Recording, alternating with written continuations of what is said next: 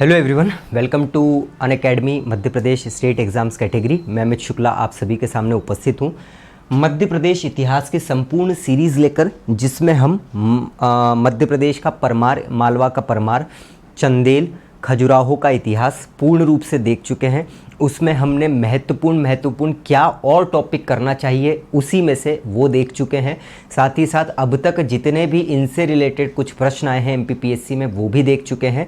इस तरीके से हमारी सीरीज़ बेहतरीन तरीके से चल रही है और ये आपका काम पूर्ण तरीके से समाप्त कर देगी। ठीक है, तो उसी सीरीज़ के अंतर्गत आज हम लेके आए हैं कच्छप घात राजवंश। बहुत ज़्यादा बड़ा नहीं है, सिंपल है। कुछ महत्वपूर्ण बातें आपको ध्यान रखनी है, जैसे कच्छप घात राजवंश किस एरिया से रिलेटेड है, बस यही सीधा प्रश्न आपको आ जाएगा और ज़्यादा कुछ नहीं आता है इसमें। फिर इसमें दो मंदिर आपने बहुत ही महत्वपूर्ण रूप से सुने होंगे, सास बहू का मंदिर है ना, ककनमठ मंदिर।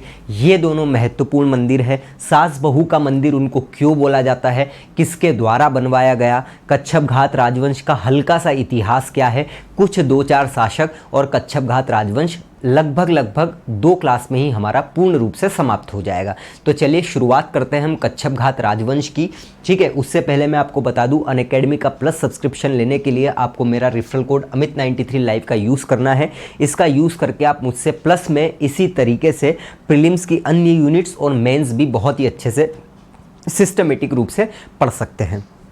1 मिनट का समय दीजिए मुझे, 1 सेकंड का समय, सॉरी। हाँ चलिए, तो कच्छप घात राजवंश के बारे में हम शुरुआत करते हैं बेहतरीन तरीके से। चलिए, अब सबसे पहले तो मैं आपको बताता हूँ कच्छप घात राजवंश क्यों बोला जाता है। आप कॉमन सेंस लगाने की कोशिश करो कि इनको कच्छप घात राजवंश क्यों बोला जाता होगा। देखो, ऐसा बोला जाता है कि कछुओं का शिकार करने के कारण इनको कच्छप घात राजवंश कहा जाता है ना। तो कच्छप मतलब यहाँ पर कछुआ है। ठीक है, ये एक जाति भी बोल सकते हैं हम, इसको समूह भी बोल सकते हैं, जो मछलियों या कछुओं का शिकार करते थे, है ना। इसीलिए इनको कच्छप घात राजवंश के नाम से महत्वपूर्ण रूप से जाना जाता है। इसके लिए एक बात और आपको याद रखना है कि इसकी शुरुआत कब से कब तक रही है, तो 950 ईस्वी से लगभग 1128 ईस्वी तक इनका शासन रहा है, जो कि महत्वपूर्ण रूप से आपको ध्यान रखना ही रखना है ना। 950 याद रखना, 1128 आपको याद रखने की आवश्यकता नहीं है। तो कच्छप घात राजवंश उत्तरी मध्य प्रदेश ग्वालियर क्षेत्र के आसपास वाला जो क्षेत्र है, ग्वालियर को पहले गोपाचल क्षेत्र या गोपांचल पर्वत भी बोला जाता था, वहां का ये मुख्य रूप से क्या है, राजवंश है। तो यही एक बहुत महत्वपूर्ण बात आपके लिए आ जाएगी कि कच्छप घात राजवंश मध्य प्रदेश के किस क्षेत्र में राज्य किया, है ना। तो ग्वालियर क्षेत्र, गोपांचल क्षेत्र, उत्तरी मध्य प्रदेश, इस प्रकार से आप बोल सकते हैं। ठीक है, चलिए बात करते हैं हम इसके महत्वपूर्ण रूप से क्या बात है इसमें। तो देखो, कच्छप घात राजवंश मध्य प्रदेश के उत्तरी भूभाग का एक महत्वपूर्ण राजवंश था। तो पहली बात यहां पर आप शॉर्ट में क्या लिख सकते हो, उत्तरी मध्य प्रदेश, बाकी लिखने की आवश्यकता ही नहीं है। मूल स्थान अगली लाइन में लिख लिया। मूल स्थान क्या था, गोपांचल क्षेत्र या गोपाचल। गोपाचल के आगे आप ब्रैकेट में ग्वालियर लिख सकते हैं। शॉर्ट नोट्स बनाना है अपने को, ठीक है। इस क्षेत्र में पूर्व शासित गुर्जर प्रतिहार राजवंश की पतोन्मुख अवस्था का लाभ उठाकर कच्छप घात राजवंश ने अपनी राजनीतिक महत्वाकांक्षा की पुष्टि करी। अगर आप देखोगे कि चंदेल के बाद परमार के बाद चंदेल, कच्छप घात, ये सभी कहीं ना कहीं किसी न किसी रूप में गुर्जर प्रतिहार या राष्ट्रकूटों के अंतर्गत सामंत रहे हैं। तो ये जो है कच्छप घात, ये भी गुर्जर प्रतिहार राजवंश के सामंत के रूप में अस्तित्व में थे। अब बात यह है कि इस क्षेत्र में, गोपांचल क्षेत्र में गुर्जर प्रतिहार क्या है, उनका पतन होते जा रहा था। तो एक गैप इनको दिखा, उस गैप का फायदा उठाकर कच्छप घात राजवंश जो है शासन के अंतर्गत आ गया था। ठीक है, तो ये एक शक्तिशाली शासन के रूप में उदय इसका हुआ था।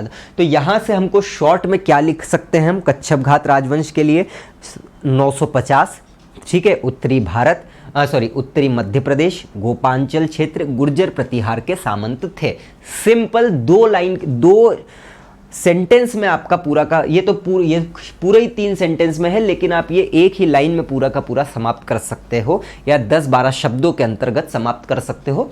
खत्म बात। चलिए आगे की बात करते हैं।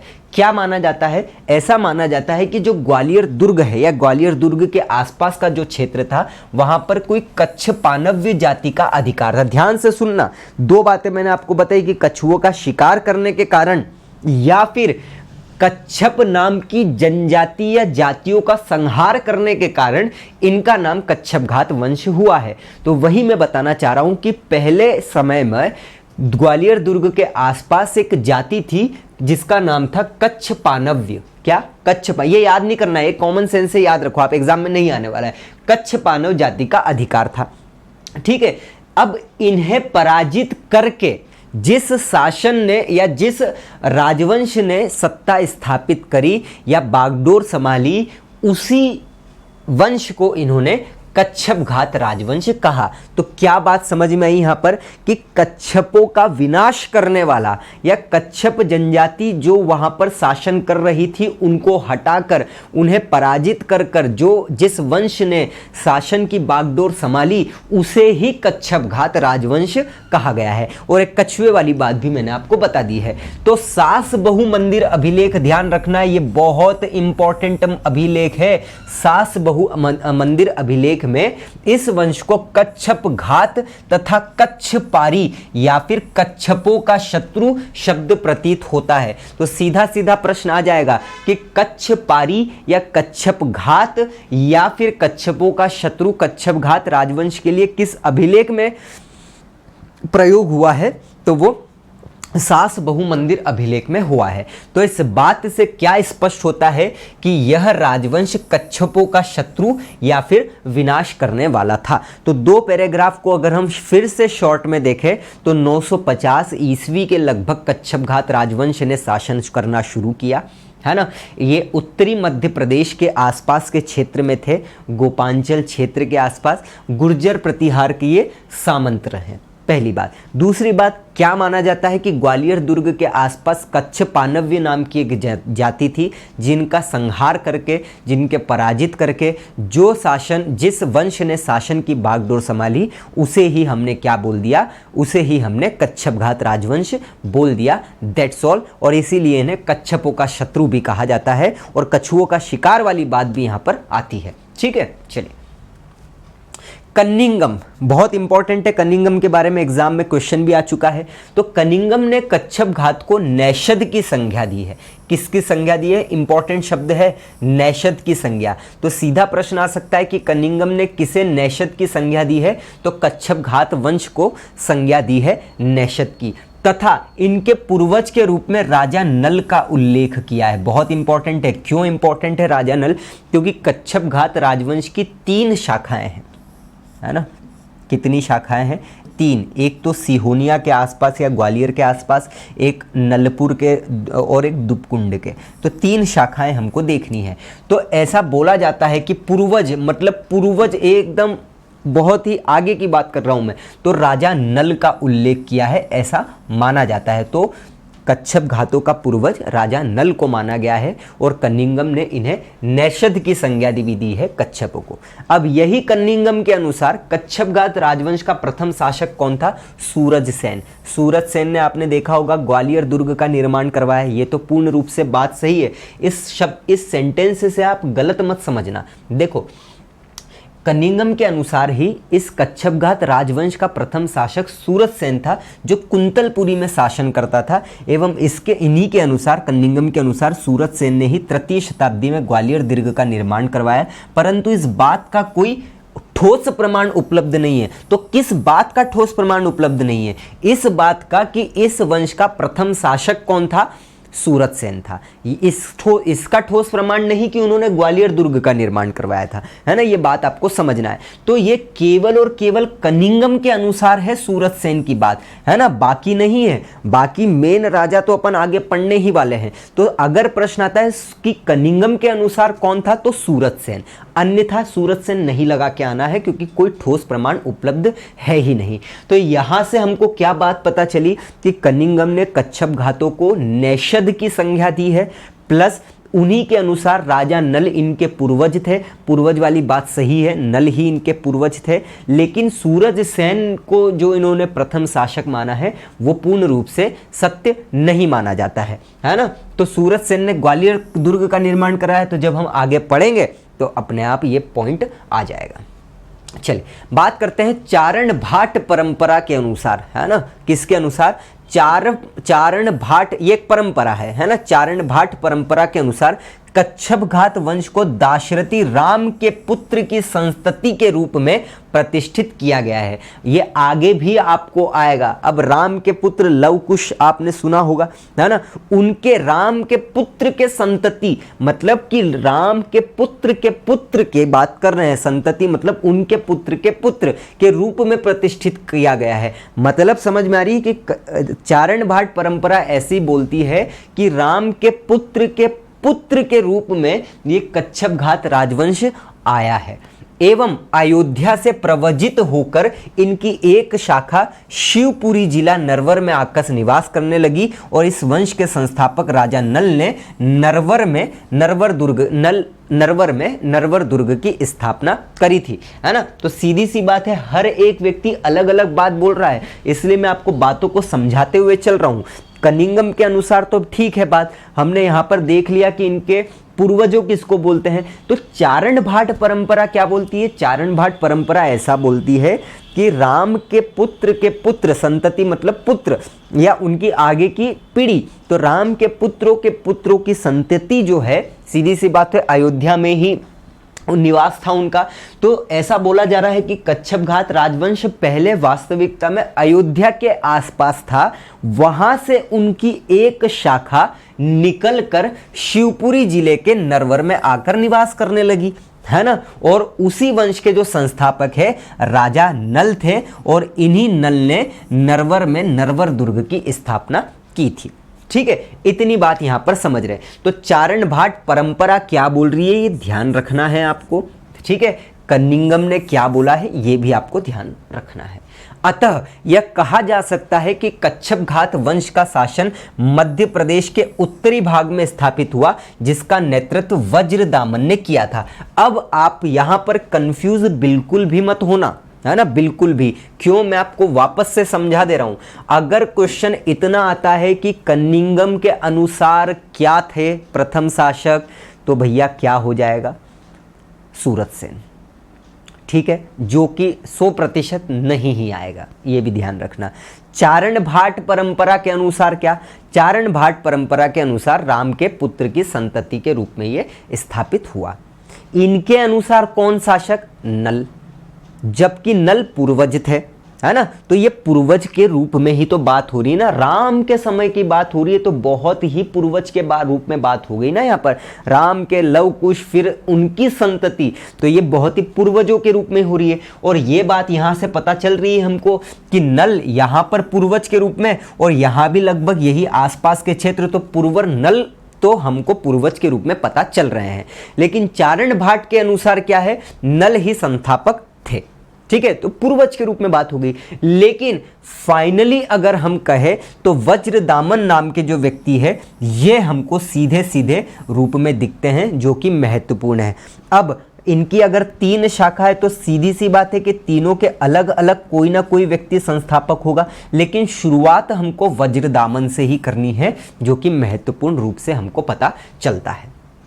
ठीक है, कच्छपों की तरह घात करने वाले या कच्छपों का शिकार करने के कारण इनका नाम कच्छपघात पड़ा, जो कि आपको सीधी सी बात समझ में आ ही गई होगी। ठीक है, अपने आरंभिक चरण में यह गुर्जर प्रतिहार शासक के सामंत के रूप में दिखाई देते हैं, जो हम पहले ही देख चुके हैं। किंतु इस वंश के प्रथम शासक के रूप में वज्रदामन द्वारा 950 ईस्वी में प्रतिहार शासकों को पराजित कर दिया, सीधी सी बात है ना। और ग्वालियर पर आधिपत्य स्थापित करना पूर्व मध्यकाल के राजनीतिक इतिहास के महत्वपूर्ण घटना थी। सिंपल सी बात है ना। तो गुर्जर प्रतिहार शासकों को पराजित करने के बाद वज्रदामन ने 950 ईस्वी में कच्छपघात राजवंश की स्थापना कर दी। ठीक है, चलिए भैया, तो इतनी बात समझ में आ गई। अब ये क्योंकि थोड़ा सा बस इतनी ही बात आपको, 4 ही बात याद रखनी है जो कंफ्यूजन क्रिएट करती है। एक बार हम और रिवाइज करते हैं, ठीक है। कच्छप घात राजवंश 950 ईस्वी, खत्म बात, मेरे पीछे पीछे रिपीट करना। कच्छप घात राजवंश 950 ईस्वी, कहाँ पर शासन? उत्तरी मध्य प्रदेश के आसपास गोपांचल क्षेत्र। एक बात ये हो गई, किसके अधीन थे ये? गुर्जर प्रतिहारों के सामंत लगभग ये थे। पहली बात तो ये खत्म हो गई। फिर दूसरी बात क्या बोली कि ऐसा माना जाता है कि ग्वालियर दुर्ग पर कच्छ पानव्य नाम की जाति थी, उनको पराजित करने के कारण या फिर कच्छपों का शिकार करने के कारण, है ना, इनका नाम कच्छप घात राजवंश पड़ गया, जो ऊपर हमने देख लिया। कनिंगम ने क्या संज्ञा दी? नेषद की संज्ञा दी। कनिंगम क्या मानता है? पूर्वज नल को मानता है। कनिंगम क्या मानते हैं कि इनके पहले शासक कौन थे? सूरतसेन थे। खत्म बात। चारण भाट परंपरा क्या बोलती है? राम के पुत्र की संतति के रूप में ये अयोध्या से, उनके बाद में ये नलवर शिवपुरी के आसपास आ गए, ठीक है। और इनके अनुसार भी संस्थापक कौन थे या पूर्वज कौन थे? नल थे। बात खत्म हो गई। लेकिन वास्तविक संस्थापक कौन आ जाएंगे? वज्रदामन आ जाएंगे, जिन्होंने गुर्जर प्रतिहारों को हटाया और काम करना शुरू कर दिया। कितनी सिंपल सी बात है, दैट्स ऑल, और कुछ नहीं करना है इसमें, ठीक है। आगे बढ़ते हैं। कच्छपघात शासकों की सर्वोत्कृष्ट कृति के रूप में अभिहित ग्वालियर स्थित सास बहु मंदिर अभिलेख से इस वंश के संदर्भ में महत्वपूर्ण जानकारी प्राप्त होती है। बहुत महत्वपूर्ण है ये, है ना। क्या कि सास बहु मंदिर अभिलेख, क्योंकि सास बहु मंदिर अभिलेख इन्हीं के राजाओं के बीच में किसी ने बनवाया था, जो कि हम देखेंगे अभी, है ना। बहुत इंटरेस्टिंग कहानी है। सास बहु मंदिर अभिलेख क्यों कहा जाता है, क्यों कहा जाता है, बहु मंदिर क्यों, बहुत इंटरेस्टिंग कहानी है ना। तो सास बहु मंदिर अभिलेख से हमको यहाँ की जानकारी प्राप्त होती है। अब इस अभिलेख के अनुसार ही ग्वालियर पर अधिकार करने के पहले सिंहपाणीय, सिहोनिया आपने नाम सुना होगा, ये मुरैना के पास में है। सिंहपाणीय या सिहोनिया इनकी राजधानी थी। ये बहुत ही महत्वपूर्ण बात है भाई साहब, है ना, बहुत महत्वपूर्ण बात है। जब ग्वालियर पर इन्होंने अधिकार किया, उससे पहले इनकी राजधानी क्या थी? सिंहपाणीय या फिर सिहोनिया। क्या? सिहोनिया। बहुत ही ज्यादा इंपॉर्टेंट है, याद रखना है सिहोनिया आपको, अत्यधिक खतरनाक रूप से। ग्वालियर अभिलेख, दूबकुंड अभिलेख, इनकी शाखाओं का ज्ञान होता है। मतलब ग्वालियर अभिलेख से नहीं, यहाँ पर कुछ एक मिस हो गई ये बात, है ना। ग्वालियर अभिलेख एवं दूबकुंड अभिलेख, क्योंकि दूबकुंड अभिलेख जो है ये भी एक शाखा है। तो इस पॉइंट को अभी हाल फिलहाल में मैं वो कर रहा हूँ, है ना, काट रहा हूँ, क्योंकि आगे आपको इससे कवर हो ही जाएगा। तो ये हाल फिलहाल में आप मत लिखना, और वैसे भी नहीं ही याद करोगे ना तो चल जाएगा, मैं भी काट दूंगा इसको, क्योंकि कोई दिक्कत वाली बात है नहीं, है ना। क्योंकि दूबकुंड अभिलेख आप पढ़ते ही जाओगे अभी तो अपने आप पता चल जाएगा कि दूबकुंड अभिलेख यहीं से कच्छपघात राजवंश से ही संबंधित है ना। तो ये सभी चीज़ें कोई दिक्कत वाली बात नहीं होगी आपके लिए। अगली बात करते हैं हम। कच्छपघात राजवंश की 3 प्रमुख शाखाएं थी। कितनी? 3। नाम भी मैंने आपको बता दिया था, लेकिन हम देख लेते हैं। पहली कौन सी? ग्वालियर अथवा सिहोनिया के कच्छपघात। ग्वालियर से पहले सिहोनिया इनकी राजधानी थी, तो ग्वालियर सिहोनिया के कच्छपघात। दूसरी इनकी मतलब राजधानी नहीं, शाखा है। दूसरी क्या थी? नरवर या फिर नलपुर के कच्छपघात, और एक तीसरी थी दूबकुंड के कच्छपघात, है ना। ये 3 इनकी शाखाएं थी। सीधा प्रश्न आ सकता है कि निम्न में से किस स्थान पर कच्छपघात राजवंश की शाखा स्थित नहीं थी? तो ये ग्वालियर सिहोनिया है, नरवर के कच्छपघात है और दूबकुंड है ना। तीनों आपको बहुत अच्छे से याद रखना है, और अगर आप क्लास में हैं तो आई होप आपको बहुत अच्छे से यूं ही याद हो जाएंगे ये, ठीक है। हम बात करते हैं ग्वालियर या सिहोनिया के कच्छपघात, ठीक है। इस शाखा का संस्थापक कौन था भाई साहब? वज्रदामन। मतलब समझ में आ रही है?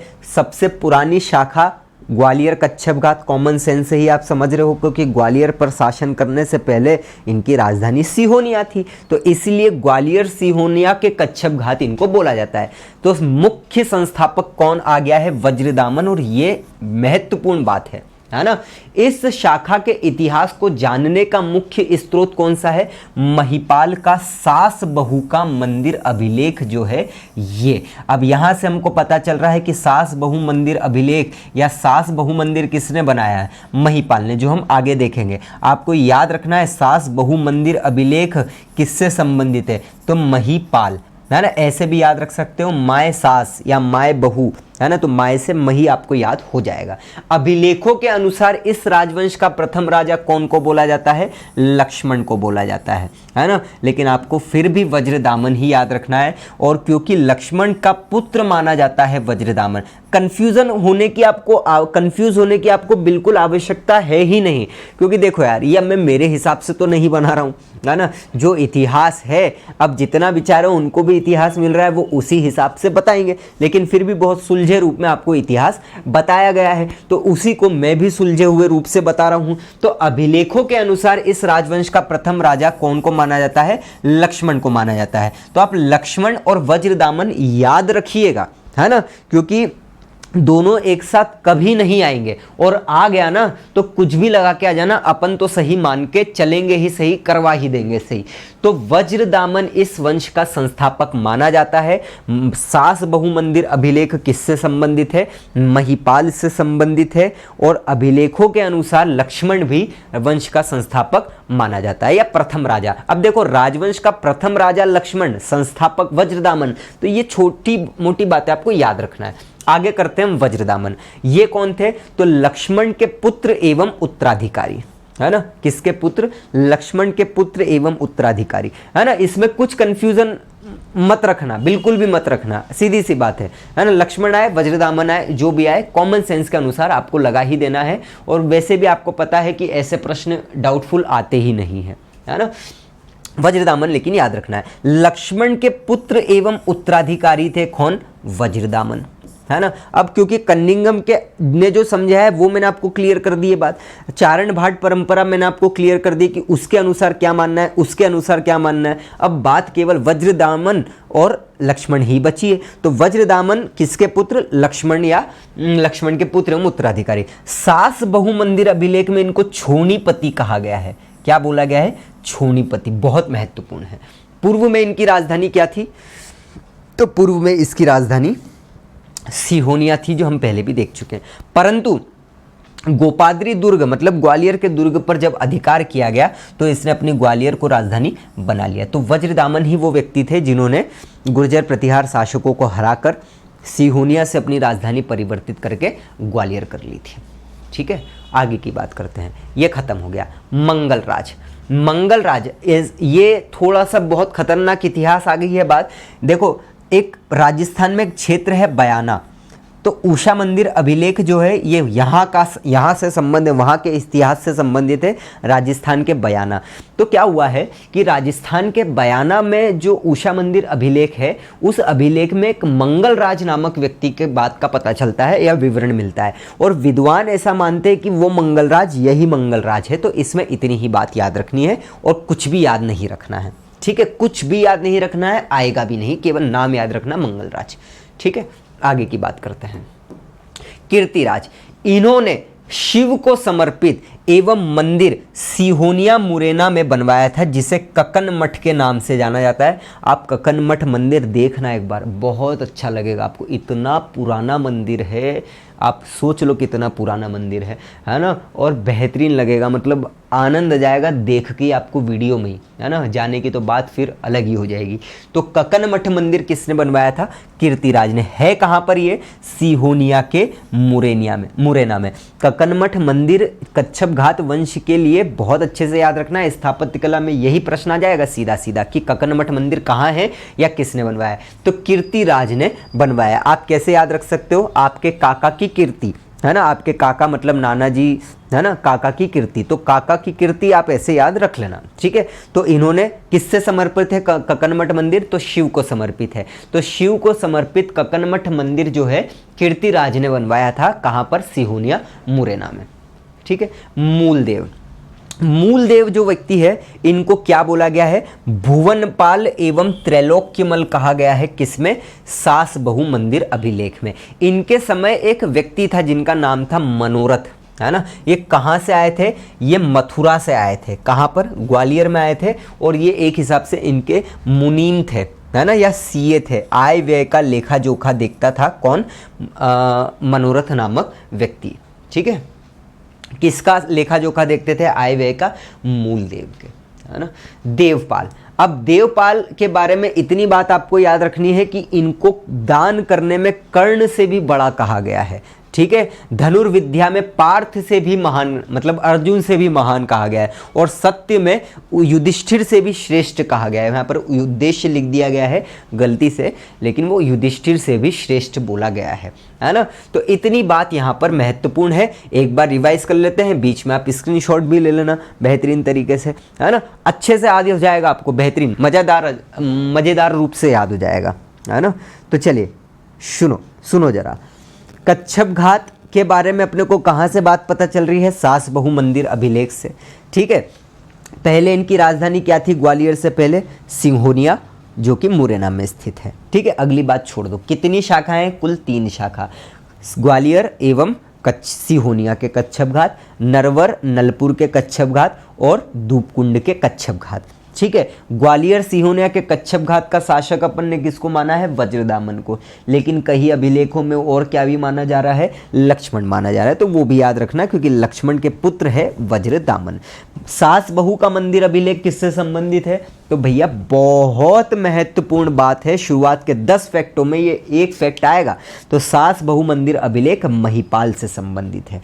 फिर वज्रदामन के बारे में क्या बोला गया है, सीधा प्रश्न आएगा कि सास बहु मंदिर अभिलेख में किसे छोड़ीपति कहा गया है, तो वज्रदामन को कहा गया है। इनकी राजधानी पहले सिंहोनिया थी, बाद में ग्वालियर कर लिया। मंगल राज में कुछ भी याद मत रखना, है ना, बस ये याद रखना उषा मंदिर अभिलेख जो है राजस्थान बयाना का, वही व्यक्ति से पहचान के कुछ भी नहीं आएगा, मत ही याद रखना। कीर्तिराज में एक ही बात याद रखना है, शिव को समर्पित ककनमठ मंदिर बनवाया है। मूल देव में केवल 2 बात याद रखना है, भुवन पाल एवं त्रैलोक्यमल कहा है। और मनोरथ नामक व्यक्ति जो है, ये इनका क्या था, सीए था, किसका, मूलदेव का। और देवपाल में इनको बहुत ही दानवीर, धनुर्विद्या में पारंगत, सत्यवादी, सब कुछ कहा है देवपाल को। तो एक एक बात ही एक एक राजाओं के बारे में आपको याद रखनी है, बाकी तो कुछ करना ही नहीं है, सिंपल सी चीज़ है ना। आगे बढ़ते हैं। पद्मपाल बहुत महत्वपूर्ण भाई साहब, है ना, बहुत महत्वपूर्ण। 10 स्टार लगाना पद्मपाल में, 10 स्टार, क्योंकि यहाँ से कहानियाँ अच्छी अच्छी शुरू होगी। पद्मपाल देखो भैया, इन्होंने क्या करा था, ग्वालियर दुर्ग पर एक मंदिर बनवाया था जिसको विष्णु मंदिर बोला जाता है ना। क्या बोला जाता है, विष्णु मंदिर। ठीक है, क्या बोला जाता है। अभी आप सोच रहे होंगे सर महिपाल बोला है आपने, सास बहु मंदिर, है ना, तो बोला है सास बहु मंदिर अभिलेख और सास बहु मंदिर महिपाल ही आएंगे, लेकिन इतिहास कहाँ से शुरू हो रहा है सास बहु मंदिर का, वो देखना आवश्यक है ना, यहाँ से शुरू होता है। तो पद्मपाल, इन्होंने क्या करा था, ग्वालियर दुर्ग पर एक विष्णु मंदिर बनवाया, लेकिन लोक भाषा में, है ना, वहाँ की जन भाषा में या आम भाषा में उसको क्या बोला गया है, सास बहू के मंदिर के रूप में बोला गया है। वही विष्णु मंदिर को सास बहू के मंदिर के रूप में जाना जाता है। ठीक है, आगे की बात करते हैं। पद्मपाल ने क्या करा था कि ये जो विष्णु मंदिर बनाया था ना, उसका पहले नाम पद्मनाभ मंदिर रखा था। क्या रखा था, पद्मनाभ, है ना, अपने ही नाम के आसपास वाला नाम, पद्मनाभ मंदिर उन्होंने रखा था। ठीक है, अब क्या हुआ कि जब ये शासन कर रहे थे, मंदिर बनवा रहे थे, लगभग हो गया था इसमें सभी का, मतलब मंदिर का निर्माण हो गया था, है ना। अब काम क्या बचा था, केवल उसमें मूर्तियां स्थापित करनी थी, उसकी प्राण प्रतिष्ठा करनी थी, है ना, और बाकी कुछ अन्य छोटे मोटे कार्य रह गए थे। और फिर इसी समय पर पद्मपाल की मृत्यु हो गई, तो कार्य क्या हो गया, शेष रह गया। इसीलिए महिपाल नामक व्यक्ति आते हैं। महिपाल ने अपने जीवन में, सुनना ध्यान से, महिपाल ने अपने जीवन में 2 कस्में खाई थी। क्या, 2 कस्में। तो 2 कस्में कौन सी थी, मैं आगे आपको बताऊंगा, जिसमें आपको एक कसम तो समझ में आ ही गई होगी कि क्या कसम है। ठीक है, सास बहू के मंदिर को पूर्ण कराना। चलिए आगे बात करेंगे हम इस पे। तो पद्मपाल के बारे में समझ में आई बात। क्या पद्मपाल ने एक ग्वालियर दुर्ग पर एक विष्णु मंदिर बनाया, जिसको लोक भाषा में सास बहू का मंदिर बोलते हैं, लेकिन इसका पुराना नाम क्या था, पद्मनाभ मंदिर था, है ना। और इसी बीच इनकी मृत्यु हो गई, लगभग थोड़ा सा बचा था काम तब। फिर आते हैं हमारे भैया सूर्यपाल, है ना। सूर्यपाल में आप केवल इतनी ही बात याद रखना कि ये वाले व्यक्ति को याद रखना है। गोपांचल आख्यान किसने लिखी है, तो खड़ग राय ने, है ना। आंख फड़कती है, लेकिन आप याद रखने के लिए आंख खड़कती है, ऐसे याद रख लेना। तो आख्यान से खड़ग राय आपको याद हो जाएगा। तो आंख खड़कती नहीं है, आंख फड़कती नहीं है, आंख खड़कती है। तो गोपांचल आख्यान या गोपाचल आख्यान जो है ये किसने लिखी है, खड़ग राय ने लिखी है। और ये एक स्थानीय कवि थे वहाँ के मध्यकाल में, उस क्षेत्र के स्थानीय कवि थे। तो उन्होंने क्या करा है कि एक कछवाहा शासक, ये भी कछवाहा शासक है, तो एक कछवाहा शासक सूर्यपाल का एक इन्होंने वर्णन किया है अपनी कृति में। बस इतनी बात याद रखनी है। तो सूर्यपाल आप तो केवल नाम याद रखो, क्योंकि ये काम कब आएंगे, काम तब आएंगे जब ऐसा पूछ लिया जाए कौन कच्छप घात वंश का शासक था या नहीं था, बस उस समय काम आएंगे। ठीक है, चलिए। तो खड़ग राय, गोपांचल आख्यान। महिपाल भाई साहब बहुत महत्वपूर्ण व्यक्ति, है ना।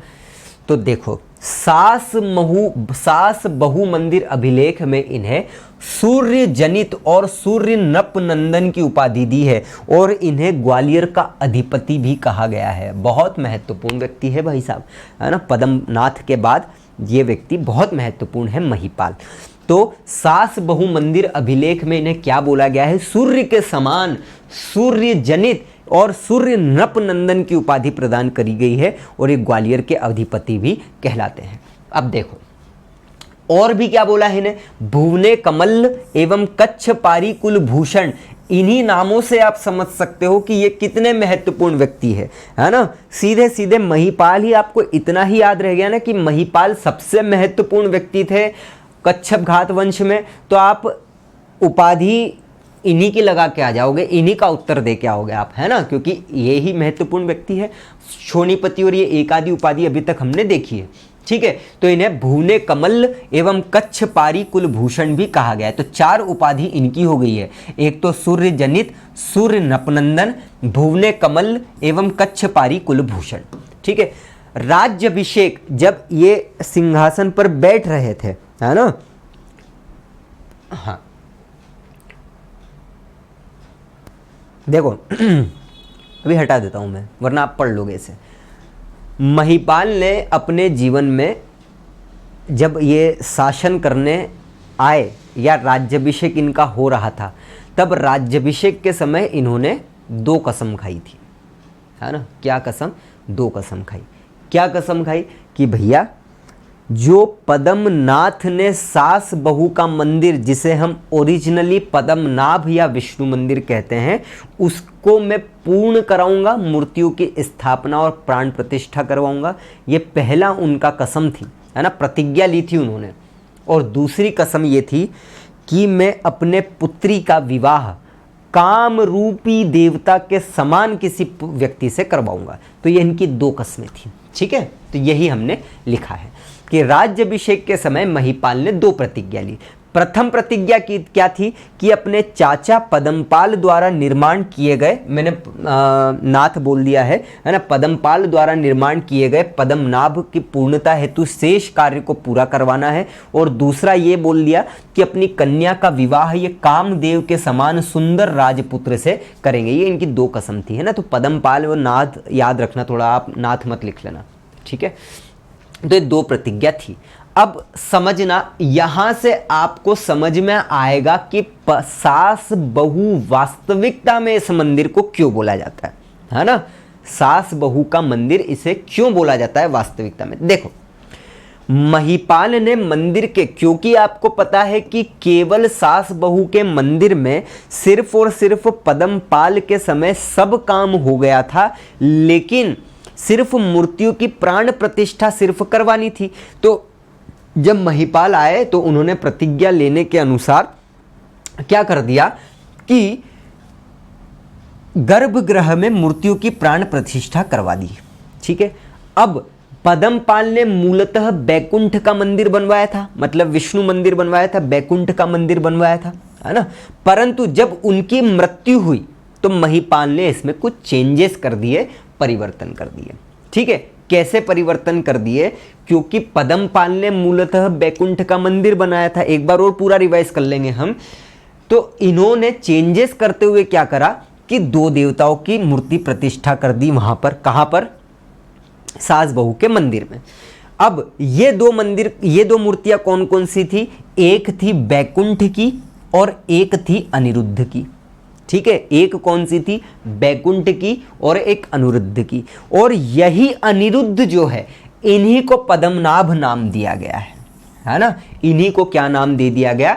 पद्मनाभ नाम दे दिया गया। संबंधित अभिलेख में मंदिर का नाम पद्मनाभ बार बार आया है। और ये मंदिर लगभग कब बन? लगभग नहीं, 1093 में ये पूर्ण रूप से समाप्त हो गया। हम एक बार फिर करते हैं, फिर फाइनली पूरा रिपीट कर लेंगे। तो महिपाल ने जब कसम खाई कि मूर्तियों में प्राण प्रतिष्ठा करवाऊंगा, तो प्राण प्रतिष्ठा करवा दी। अब चूंकि पद्मपाल ने विष्णु या फिर बैकुंठ का मंदिर बनवाया था, लेकिन महिपाल ने परिवर्तन करते हुए दो मूर्ति लगा दी, एक बैकुंठ की और एक अनिरुद्ध की। यही अनिरुद्ध को क्या बोल दिया गया है? पद्मनाभ बोल दिया गया। और ये मंदिर 1093 में प्रतिष्ठित हो गया। ठीक है, अब देखो समझना, जब महिपाल ने सास नामक बृहद मंदिर में, दो मंदिर है, एक तो सास मंदिर है और एक बृहद, एक छोटा मंदिर भी है जिसको बहु बोला जाता है। तो कैसे? महिपाल ने सास नामक एक बड़े मंदिर में बैकुंठ के साथ अनिरुद्ध की भी मूर्तियां स्थापित करी थी, है ना।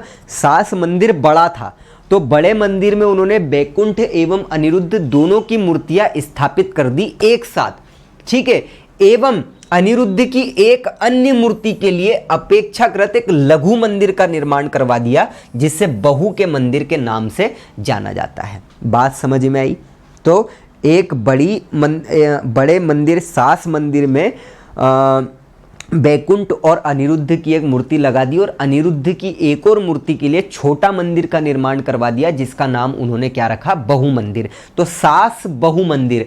अब सास बहु मंदिर ही क्यों बोला? बैकुंठ अनिरुद्ध मंदिर क्यों नहीं बोला? तो उसका रीजन ये है कि विष्णु भार्या श्री, मतलब कि विष्णु के पत्नी श्री और अनिरुद्ध भार्या उषा के पारस्परिक संबंध, इन दोनों के बीच में क्या संबंध है?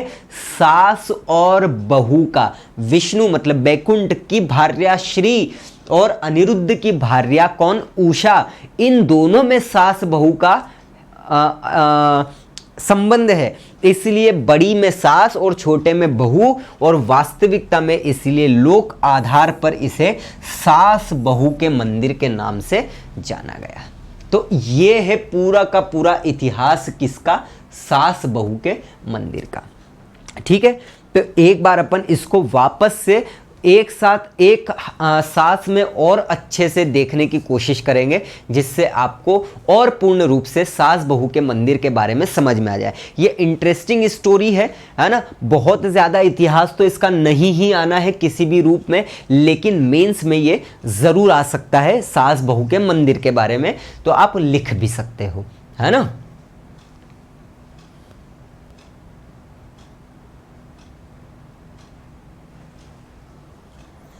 ठीक है,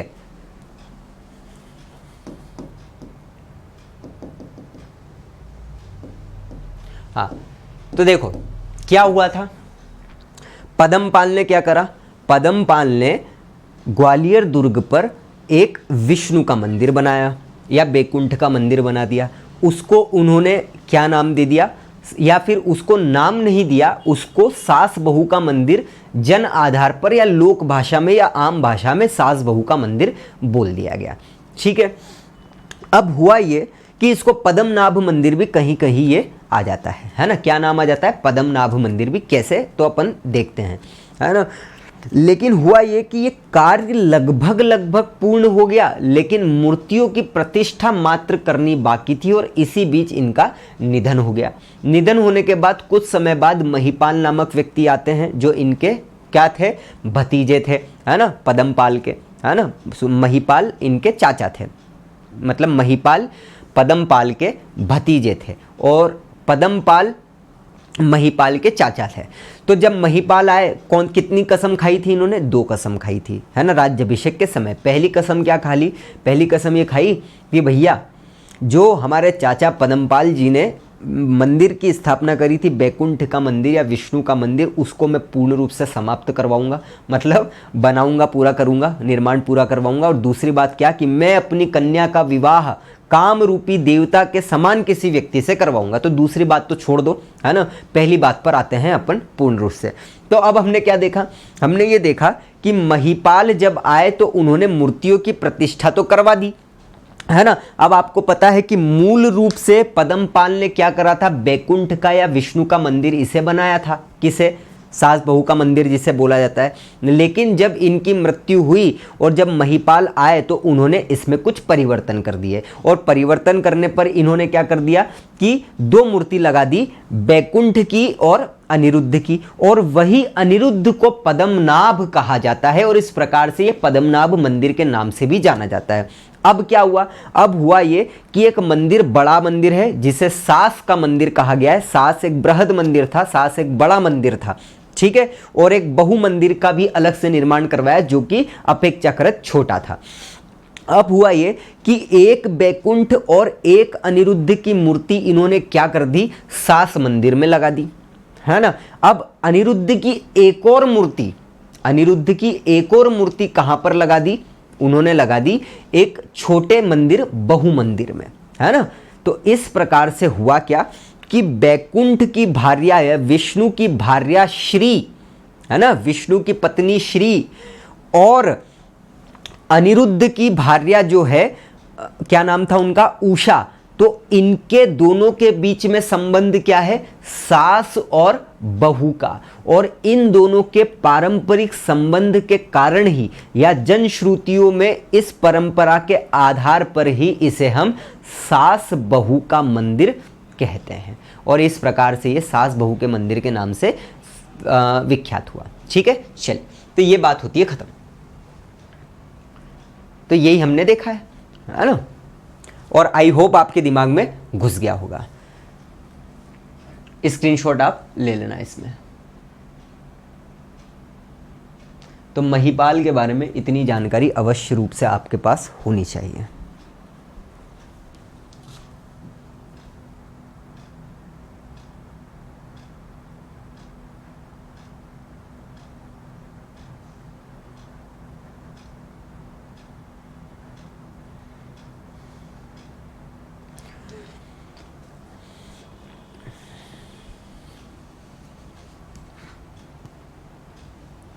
चले भैया आगे बढ़ते हैं हम। महीपाल को कुछ और भी बोला गया है, क्षितिपति तिलक एवं अद्भुत कंतुला पुरुष, कनक तुला पुरुष, सॉरी, है ना, इतना सारा एक साथ लिखा है तो कभी कभी हो जाता है। तो क्षितिपति तिलक एवं अद्भुत कनक तुला पुरुष। तो महीपाल ही आपको दिख रहा होगा। छोनीपति के अलावा सभी उपाधि आपको सिर्फ और सिर्फ महीपाल को देना है ना, याद रखना। तो इनको क्षितिपति तिलक एवं अद्भुत कनक तुला पुरुष भी कहा गया है। किसे? महीपाल। आगे बढ़ते हैं, आते हैं भाई साहब फिर रत्नपाल। और रत्नपाल में आपको बस इतनी सी बात याद रखनी है कि रत्नपाल के शासन काल में गोप पर्वत पर एक व्यक्ति है कुल्हण द्वारा बलराम को समर्पित मंदिर के निर्माण करवाए जाने का उल्लेख है। नहीं भी याद करोगे कोई आवश्यकता नहीं है, कोई ज़रूरत नहीं है ना, मत करो। हाँ, लिख ज़रूर लेना। ऐसे पॉइंट जब मैं बोलूँ ना कि मत करो, तो आप उसको क्या करा करो, लिखने के बाद एक पेंसिल से टिक लगा दिया करो। इसका मतलब है अभी याद नहीं करना है, जब सब कुछ हो जाएगा तब कर लेंगे, भली देख लेंगे, है ना, मत करना। केवल रत्नपाल नाम याद रखना। और इस प्रकार से ग्वालियर के या सिहोनिया के कछवाह राजवंश के में रत्नपाल के पश्चात कुछ और व्यक्ति हुए, जैसे जयपाल, अजयपाल देव, आस्करण का नाम याद रखना है आपको, है ना, सूहल देव आदि राजा हुए। इनके अलावा भी और हुए हैं, लेकिन रत्नपाल के पश्चात क्या हुआ, इस वंश का लगभग पूर्ण रूप से पतन हो गया और उपरोक्त राजा फिर क्या हुए, जो भी ये राजा है ये सामंत के रूप में मुगल काल तक ग्वालियर में शासन करते रहे। लेकिन कैसे? सामंत के रूप में। तो वो एक शासक या वो एक राजवंश जो गुर्जर प्रतिहार के सामंत के रूप में निकला और वास्तविकता में वापस से एक सामंत के रूप में उनका अस्तित्व समाप्त हो गया। ठीक है, तो रत्नपाल के बाद हमको केवल ये रीड कर लेना, क्योंकि मैंने आपको बता दिया है कि ये क्यों महत्वपूर्ण है। महत्वपूर्ण इसीलिए है क्योंकि पूछ लिया जाएगा कि कौन कौन से व्यक्ति कच्छप घात वंश में थे, है ना। इसमें आपको लाइन से याद नहीं करना है कि कौन कौन से थे, बस वो शुरुआत के 3-4 जो थे, लक्ष्मण देव, वज्रदामन, कीर्तिपाल, महीपाल, फलाना पाल, वो सभी याद, रत्नपाल तक याद रख लेना, बाकी तो ये ठीक है ना। तो ये हमारी हो जाती है सिहोनिया ग्वालियर के कच्छप घात राजवंश के बारे में जानकारी खत्म। आगे हम बढ़ते हैं नरवर के कच्छप घात, है ना। ग्वालियर से 70 किलोमीटर की दूरी पर स्थित सिंध नदी के तट पर नरवर नामक एक स्थान स्थित है, जिसे प्राचीन काल में नलपुर के नाम से जाना जाता था। जनश्रुति के अनुसार दाशरथी राम के पुत्र कुश की संततियों ने इस नगर को बसाया था और इस शाखा का राजा नल था, जिसने नरवर दुर्ग की स्थापना करी। और जनश्रुति के अनुसार प्रथम राजा नल ने ही नलपुर नगर को बसाया था। अब आप मुझे एक बात बताओ, क्या ये आपको पढ़ना है? अरे ये तो हम कच्छप घात राजवंश की जब शुरुआत कर रहे थे तो चारण भाट परंपरा ने ही तो ये बात बोली है, यही बोली है ना उसने कि चारण भाट परंपरा के अनुसार दाशरथी के पुत्र राम के पुत्र की संततियों, मतलब यहां पर कुश बोल दिया है ना, तो कुश की संततियों की ये क्या थे, एक शाखा थी जो अयोध्या से नरवर के आसपास में आकर स्थानांतरित हो गई और शासन किया। और उसी चारण भाट परंपरा के अनुसार इसके संस्थापक कौन थे? राजा नल थे, जिन्होंने इस वंश की शुरुआत की और नरवर दुर्ग की स्थापना करी और नरवर नगर भी बसाया। तो वही याद रखना है जो चारण भाट परंपरा में लिखाया हुआ है। और क्या करना है ना। अब बात याद रखना है, नलपुर के कच्छप घात राजवंश का संस्थापक ये देखो, ये अपन ने देख लिया ना कि ये एक कौन थे, ये पूर्वज के रूप में कार्य इनका हो गया। इनका वज्रदामन का पुत्र कौन था? सुमित की जगह सुमित्र भी आ सकता है कहीं कहीं, ये भी आपको याद रखना है ना, सुमित्र। तो नलपुर के कच्छप घात राजवंश का संस्थापक कौन था भाई साहब? वज्रदामन का पुत्र सुमित्र था। ठीक है, इस वंश का अंतिम शासक कौन था? वीर सिंह देव था, है ना। कौन थे भैया? वीर सिंह देव। तो पूर्वज में नर तो अपने राजा नल तो आ ही गए हैं, लेकिन संस्थापक किसको बोल रहे हैं हम? सुमित्र। और अंतिम कौन से है? वीर सिंह देव। इसके द्वारा एक हस्तलिखित ताम्रपत्र अभिलेख है जिसका नाम है नरवर ताम्रपत्र अभिलेख। यही एकमात्र साक्ष्य है जिससे शाखा के सीमित इतिहास की जानकारी प्राप्त होती है। इसमें यह भी पता चलता है कि वीर सिंह देव द्वारा गोविंद तथा अन्य ब्राह्मणों को बवाड़ नामक ग्राम प्रदान किए जाने का उल्लेख मिलता है ना। तो वीर सिंह देव अंतिम शासक है। ये खत्म भी हो गई ये शाखा, है ना। यहीं पे 4 बात है इसमें। तो पहली बात तो हम पहली बात हमने क्या देख रही? चारण भाट परंपरा वाली बात हटा दो। कौन इसका संस्थापक? सुमित्र के बाद अंतिम शासक आप याद रखना वीर सिंह देव। वीर सिंह देव में 2 बात याद रखना है आपको, सिंपल सी, कि गोविंद तथा अन्य ब्राह्मणों को, ऐसा प्रश्न आ सकता है कि किसने गोविंद तथा अन्य ब्राह्मणों को बवाड़ नामक ग्राम दान में दिया था, तो ये वीर सिंह देव ही था अंतिम व्यक्ति। ठीक है, और नरवर ताम्रपत्र अभिलेख ही एकमात्र साक्ष्य है जिससे पता चलता है। और ये किसका है? तो ये भी वीर सिंह देव का है। तो कुल मिला के हमको पहले संस्थापक का मात्र नाम याद रखना है और आखिरी संस्थापक का अभिलेख याद रखना है। नरवर जो शाखा है वो उससे संबंधित जो अभिलेख है वो अंतिम शासक की है, और कुछ एक बवाड़ नामक ग्राम इनको दिया था। खत्म बात। ये बहुत ही डीप क्वेश्चन है, ऐसे क्वेश्चंस नहीं ही आते हैं, बट याद रखना है फिर भी अपने को, है ना। नरवर ताम्रपत्र में ही इस शाखा की 3 पीढ़ियों तक की वंशावली का वर्णन है। मतलब अंतिम तो हो गए वीर सिंह देव, लेकिन 3 पीढ़ी जो है तो वीर सिंह देव से भी पहले इन्होंने 2 और नाम बता दिए हैं, एक गगन सिंह और एक शरद सिंह, और शरद सिंह के बाद फिर आ जाते हैं वीर सिंह देव और यही अंतिम शासक बन जाते हैं, है ना। तो जैसा कि हमको पता है इतनी ही बात हमको रखना है। तो नरवर के कच्छप घात के बारे में एक बार हम पढ़ लेते हैं अच्छे से। क्या क्या बोला है नरवर के कच्छप घात में? चारण भाट परंपरा के अनुसार वाली बात मैं रिपीट नहीं करूंगा, आपको समझ में आ ही गई है ना। अब हम उसको हटा देते हैं। कौन था संस्थापक? सुमित्र या सुमित, इसके बारे में हमको इतनी बात ध्यान रखना है। फिर हमको क्या याद रखना है कि अंतिम व्यक्ति वीर सिंह देव है और वीर सिंह देव का ही नरवर ताम्रपत्र अभिलेख है, यही जानकारी हमको देता है। और इसी में हमको ये भी पता चलता है कि गोविंद तथा अन्य ब्राह्मणों को बवाड़ नामक गांव दान में दिए थे वीर सिंह देव ने। बस खत्म हो गई बात, और कुछ है ही नहीं इसमें, है ना। समाप्त है ये, पूर्ण रूप से समाप्त। चले बढ़ते हैं आगे। दूब कुंड के कच्छप घात,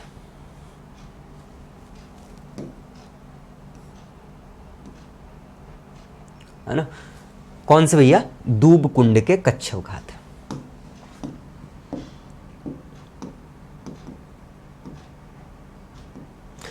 दूब कुंड कहां पर है? सीधा प्रश्न आएगा। तो दूब कुंड श्योपुर जिले में स्थित है भैया, है ना, श्योपुर। तो इसका भी याद रखना है आपको, छोटी सी बात कि ये जो श्योपुर है ना, श्योपुर के आसपास कुछ एक पर्वतीय क्षेत्र है जो वनों से घिरा हुआ है, वनाच्छादित पर्वतीय क्षेत्र है। वहाँ पर एक स्थान है जिसको हम बोलते हैं, या गांव है जिसको हम बोलते हैं डोभ। क्या बोलते हैं? डोभ, है ना। क्या बोलते हैं? डोभ।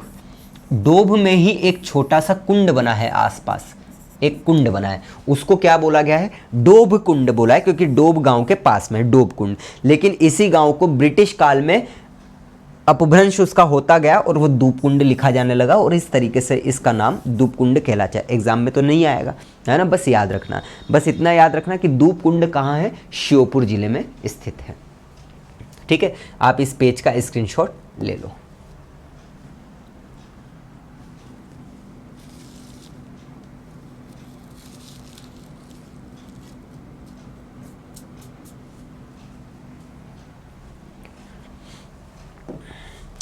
कील हॉर्न ने दूब कुंड का प्राचीन नाम चडोबा भी बताया है ना। तो व्यक्ति का नाम महत्वपूर्ण नहीं है, जगह का नाम बहुत महत्वपूर्ण है कि चडोबा।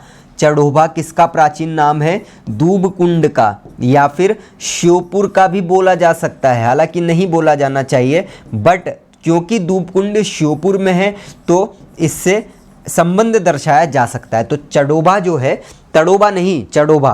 कील हॉर्न ने दूब कुंड का नाम क्या बताया है? चडोबा बताया, जो कि एक महत्वपूर्ण बात है ना, बहुत महत्वपूर्ण बात है। कील हॉर्न ने दूब कुंड का प्राचीन नाम चडोबा बताया है। क्या बताया है बेटा? कील हॉर्न ने दूब कुंड का प्राचीन नाम चडोबा बताया है। स्क्रीनशॉट ले लेना, ठीक है। बढ़ते हैं आगे।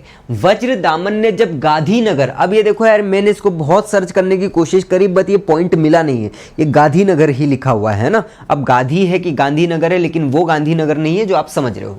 तो के राजा को जब पराजित कर अपनी राजधानी सिहोनिया से स्थानांतरित करी थी, है ना। तो ये तो वही बात आ गई, अपन ने शुरुआत में तो देखिए गुर्जर प्रतिहार शासकों को हराना, उनको हराने के बाद वज्रदामन ने अपनी राजधानी सिहोनिया से ग्वालियर स्थानांतरित कर ली थी, है ना। तो आप तो सिंपल सी बात याद रखो, ये सब छोड़ो, जबरन की बातें अपने को कोई मतलब नहीं है। इतनी बात याद रखो कि जब वज्रदामन ने राजधानी सिहोनिया से ग्वालियर स्थानांतरित करी थी, तो उसी के कुछ वर्षों बाद सिहोनिया में कुछ कच्छप घात शेष रह गए थे, और उन्हीं शेष के वंशज जो है दूब कुंड चले गए और वही अपनी एक स्वतंत्र सत्ता स्थापित कर ली। खत्म बात। एग्जाम में तो नहीं आना है, ना कि मेंस में लिखना है ना। तो आप ये पॉइंट नहीं भी याद रखोगे तो कोई आवश्यकता नहीं है, बस ये आपको लगता है कि मेरे नोट्स बहुत अच्छे बने तो आप लिख सकते हो। आपको इतिहास पता रहे कि दूबकुंड कैसे बना या ये दूबकुंड में कैसे पहुंचे, उसी के लिए है। तो वज्रदामन ने जब स्थानांतरित करी तो कुछ वर्षों बाद सिहोनिया में जो कच्छप घात बचे थे, है ना, कुछ बचे गए थे सिहोनिया में, क्योंकि सिहोनिया से तो ग्वालियर तो चले गए थे, फिर भी कुछ बचे थे, तो उन्हीं के कुछ आगे के जो है वो यहाँ पर इन्होंने स्वतंत्र सत्ता स्थापित कर ली, है ना। अब दूपकुंड के कच्छप घात वंश का इतिहास जानने का मुख्य साधन क्या है, तो विक्रम सिंह का शिलालेख है। जैसे अगर हम पूरे के पूरे कच्छप घात की बात करें तो सास बहू का मंदिर अभिलेख आता है, सिहोनिया ग्वालियर वाले के लिए सास बहू का मंदिर अभिलेख आता है। अगर हम नरवर वाले की बात करें तो वीर सिंह देव का नरवर अभिलेख आता है। उसी तरीके से विक्रम सिंह का अभिलेख जो है ये दूपकुंड के कच्छप घात राजवंश के इतिहास के बारे में बताता है, ठीक है। अब युवराज नामक एक व्यक्ति आते हैं, तो युवराज जो है इस वंश का प्रथम शासक था, है ना। अब इनको कच्छप घात कुलभूषण तथा प्रसिद्ध कहा गया है। इसी तरीके से महिपाल को क्या कहा गया है ना, तो कहाँ है ये महिपाल, इनको कहाँ गए वो महिपाल, यही तो है महिपाल, ये कच्छपारी कुलभूषण है ये, है ना। तो इतना सा अंतर है, उनको कच्छपारी कुलभूषण कहा है और इनको कच्छप घात कुलभूषण कहा गया है। पारी और घात में ही अंतर है। तो युवराज, है ना, युवराज घात लगा के क्रिकेट खेलते थे, है ना, जहां पर बॉल आएगी वहीं पर घात लगाई और 6 मार दिया, 4 मार दिया। तो ऐसे ही आप याद रख सकते हो। इनको कच्छप घात कुलभूषण कहा है तथा प्रसिद्ध भी कहा गया है, दोनों इनके नाम है, ठीक है। फिर आते हैं अर्जुन। अर्जुन को करद शासक कहा है। किसका करद शासक कहा है? विद्याधर का। करद शासक का मतलब यह है कि भैया मैं शासन कर रहा हूँ, इसके बदले में आपको टैक्स दे दूंगा। तो ये जो अर्जुन था ये विद्याधर का करद शासक था कि भैया विद्याधर मेरे को शासन कर लेने दे, इसके बदले में तेरे को टैक्स दे दिया करूंगा, तो इसको बोलते हैं। तो अर्थात वह चंदेल विद्याधर को अपने शासन के बदले कर का भुगतान करता था, है ना। याद रखने की आवश्यकता नहीं है। अभिमन्यु, जानकारी का अभाव, बहुत अच्छा। विजयपाल, जानकारी का अभाव। विक्रम सिंह, इसके पूर्ववर्ती राजा संभवतः चंदेलों या परमार के सामंत थे, क्योंकि आपको पता चल रहा है कि समकालीन ही सब कुछ तो चल रहा है ना। परमार, चंदेल 10वीं शताब्दी आसपास, तो ये सब आसपास ही चीज़ें चलती है ना। तो युवराज, अर्जुन, अभिमन्यु, विजयपाल, विक्रम सिंह, तो इनके पूर्ववर्ती राजा संभवतः चंदेलों या परमारों के सामंत थे। कुछ याद रखने की आवश्यकता नहीं है। दूपकुंड में आपको ना ये याद रखना है, ये विक्रम सिंह वाली बात याद रख लेना। युवराज को क्या बोल दिया? कच्छप घात कुलभूषण और प्रसिद्ध बोल दिया गया है। अर्जुन में मत याद रखो, नाम याद रख लेना, अभिमन्यु, विजयपाल, विक्रम सिंह, है ना। ये खत्म बात होगी। इसके हाँ एक चीज़ है, इसके शासनकाल में आचार्य देवसेन ने पादुका युगल की स्थापना करी थी। ये पादुका युगल मैंने ढूंढने की कोशिश करी थी इनके समय में, बट ये मिला नहीं मुझे, है ना। एक मिनट, ठीक है। तो इनके शासन में एक आचार्य थे देवसेन, दूसरे हैं ये, है ना, पहले जो पढ़े हैं वो नहीं। तो देवसेन ने पादुका युगल की स्थापना की थी। और विक्रम सिंह ने डोभनगर में, ये खत्म होगा, हाँ ये लास्ट 2 पॉइंट है ना। विक्रम सिंह ने डोभनगर अपने को पता ही है, दूपकुंड पुराना नाम है, में 2 पीढ़ियों से रह रहे 2 व्यक्ति, है ना, 2 जैन विद्वान थे। एक का नाम ऋषि था और एक का नाम दाहड़ था। इन 2 जैन विभूतियों को श्रेष्ठिन की उपाधि दी थी। किसकी उपाधि दी थी? श्रेष्ठिन की। यहाँ पर पूरा का पूरा 95% कच्छप घात राजवंश समाप्त हो गया है ना, बचा ही नहीं है, कुछ भी नहीं बचा है, एक भी कुछ बात नहीं, मतलब अन्य तथ्य बचे हैं। और वो अन्य तथ्य भी कितने हैं मैं आपको बता देता हूँ, है ना। ये इतने हैं और इतने हैं, लेकिन अभी मैं और ढूंढ के लाऊंगा, है ना, शाम में अपनी क्लास होगी। और तो इतनी बात है, आप एक बार स्क्रीनशॉट ले लो, है ना। देखो नाम की आप टेंशन मत लो, नाम की टेंशन इसलिए मत लो क्योंकि ये धीरे धीरे याद करते रहोगे तो ये धीरे धीरे अपने आप फिट होते जाएंगे। बाकी चीज़ें आप नोट्स बनाते जाओ, रिवीजन करते जाओ, प्रॉपर काम करते जाओ, तो आपका काम आसान हो जाएगा, ठीक है। तो युवराज, अर्जुन, अभिमन्यु, विजयपाल, विक्रम सिंह, छोटी छोटी जानकारी है, स्क्रीनशॉट ले लो।